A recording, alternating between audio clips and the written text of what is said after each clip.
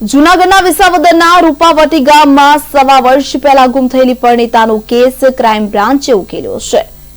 ગુમ મહિલાના પતિએ 2024માં 27 માર્ચે પોલીસ સ્ટેશનમાં ફરિયાદ નોંધાવી હતી કે જેમાં કહ્યું હતું કે તેની પત્ની સોનાના દાગીના અને રોકડ રકમ સાથે ગુમ થઈ છે. જો કે તે ગુમ થઈ ન હતી, તેની હત્યા કરાઈ હતી. તો હાર્દિકે અમરેલીના બગસરા તાલુકાના હડાણા ગામની સીમમાં આવેલા સોલાર પ્લાન્ટ પાસે પરિણીતાની માથું ફોડી હત્યા કરી નાખી હતી. ત્યારબાદ મૃતદેહને કૂવામાં ફેંકી દેવામાં આવ્યો હતો. પ્રેમિકાએ લગ્નની જીદ કરતા પ્રેમીએ હત્યા કરી હોવાની કબૂલાત કરી છે. ત્યારે પોલીસે આરોપીને સાથે રાખી ઘટનાનું રિકન્સ્ટ્રક્શન પણ કર્યું હતું. તો ગાંધીનગર FSL કચેરીમાં હાર્દિકનો મનોવૈજ્ઞાનિક ટેસ્ટ કરાવવામાં આવ્યો. તો જો કે તેની મજબૂત માનસિકતાને કારણે તે કોઈ માહિતી આપવામાં સફળ રહ્યો હતો.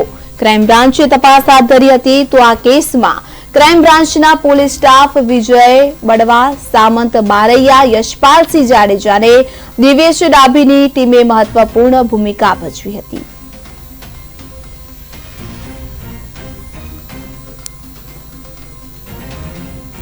જૂનાગઢમાં સવા વર્ષે હત્યાનો ભેદ ઉકેલાયો છે. પ્રેમીએ પ્રેમિકાને પથ્થર મારી માથું ફોડી હત્યા કરી હતી. તો સવા વર્ષે પોલીસને હાડપિંજરના અવશેષો મળી આવ્યા છે. પોલીસે કૂવામાંથી કંકાલ બહાર કાઢ્યું હતું. તો જૂનાગઢ ખાતે જે હત્યાનો બનાવ હતો, પ્રેમીએ પ્રેમિકાને પથ્થર મારી માથું ફોડી નાખી હત્યા કરી હતી.